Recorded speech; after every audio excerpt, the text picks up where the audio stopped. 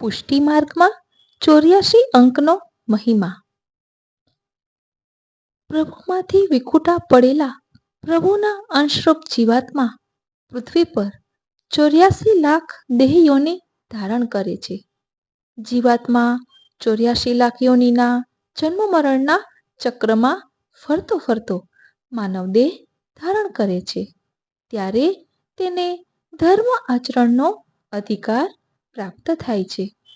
તે જીવાત્મા દૈવી હોય તો શ્રી મહાપ્રભુજીના માર્ગમાં શરણે આવે છે.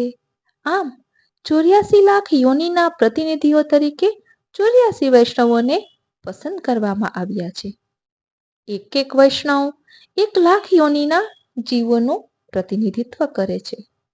તેથી 84 આંક દ્વારા એમ સૂચવવામાં આવ્યું કે મનુષ્ય તરીકે જન્મ ધારણ કર્યા પછી જીવ દૈવી હોવા છતાં શ્રી મહાપ્રભુજીના શરણે ન આવે અથવા શરણે આવ્યા પછી પણ શ્રી મહાપ્રભુજીની આજ્ઞા પ્રમાણે ન ચાલે તો તેને ફરીથી 84 લાખ યોનિના જન્મ મરણના ચક્રનું દુઃખ વેઠવું પડે છે. તેમાંથી બચવાનો એક જ રાજમાર્ગ છે અને તે છે આ ભગવદીઓના જીવનનું અનુસરણ કરી જન્મ મરણના દુઃખમાંથી મુક્ત થવું અને ભગવત પ્રાપ્તિ કરવી. માટે 84 વૈષ્ણવોની વાર્તા પ્રકટ થઈ.